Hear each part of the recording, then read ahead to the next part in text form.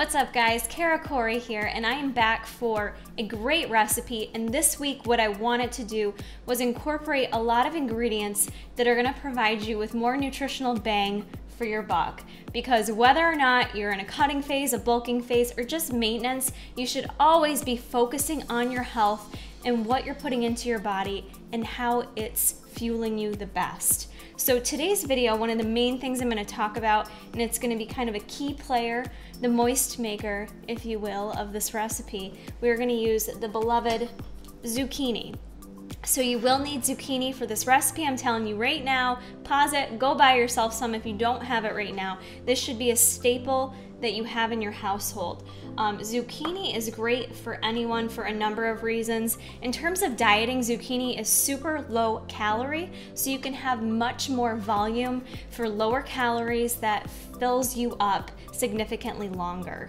Zucchini is also high in fiber, so what that's gonna do is again make you feel fuller longer, and any higher fiber foods can actually assist in lowering cholesterol levels if that's an issue. Zucchini also is very you'll notice when you shred it up, it's very wet. Like I said, it's a moist maker, so it's also gonna hydrate you if you're someone who's having issues getting enough fluids in. In addition to that, it's actually known to help with heart health because it's a good source of folate and a good source of magnesium. So what that can do is help with regulation of your blood pressure. So all kinds of great benefits in this one low-calorie food that you can add to anything, you guys. So for today, we are gonna make some dark chocolate zucchini.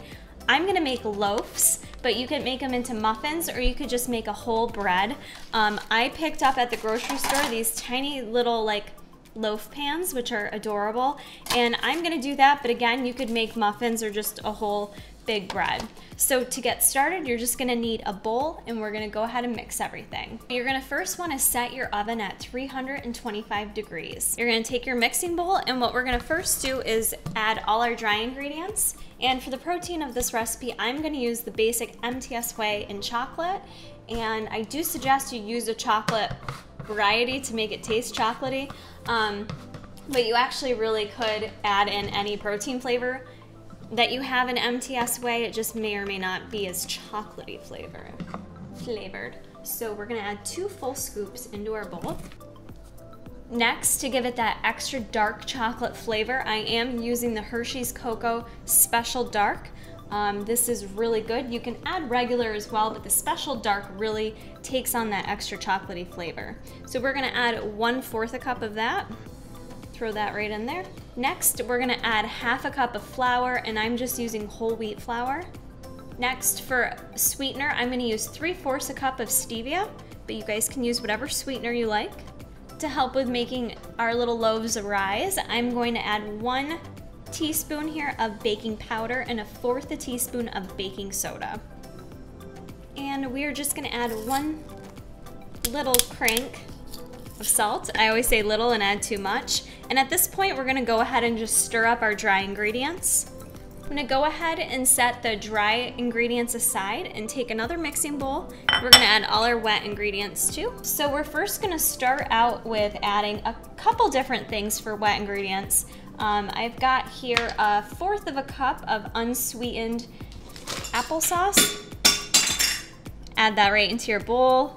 Now the next thing I'm gonna add is some pure pumpkin. Again, this is gonna provide more vitamin A to this recipe, so it's gonna make it that much more nutrient dense. If you don't have pumpkin laying around, you can add more applesauce or vice versa. You can just double up if you don't have one or the other. They kind of act one and the same in this recipe, but the flavor combination with having each I find a little bit better. Next, we are gonna add 1 full cup of shredded zucchini. All you need to have is a little shredder and your zucchini. I do recommend doing it that way versus buying cut up or pre-shredded, because if you buy it that way, it's gonna take away from the hydration aspect of the zucchini. It's gonna be a little more dried out basically. So I'd rather you guys buy the fresh zucchini and just shred it yourself. It only takes a minute. So 1 full cup going on in there. And then we're gonna add 1/3 a cup of liquid egg whites. And lastly, we're just gonna add some pure vanilla, which I'm anti-measuring for whatever reason. So we're just gonna splash a little in there. I like to believe it's like 1/4 teaspoon. or so. All right, at this point, we're gonna go ahead and mix up all our wet ingredients. Oh, one thing I wanna mention about the zucchini, if you're worried about it tasting like zucchini in the recipe, you really can't taste it, but one thing I'd recommend you could do, you could actually peel and take the skin off. If you're worried about the flavor, I like to leave the skin on because that's where the bulk of the nutrition lies. So I recommend you keep it on, but again, if you're like not certain about it, you could peel the skin. So now we've got our wet ingredients. We're just gonna simply add those to our dry ingredients and stir that all around. Last ingredient, which is totally optional but can definitely fit in a healthy diet, are some mini semi-sweet chocolate chips. I'm just gonna go ahead and add in a couple tablespoons of those. A little bit goes a long way with these little guys without ruining the macros, but totally optional. I just like biting into the little loaf and having like a nice taste of chocolate chip in there. So go ahead and stir in your chocolate chips.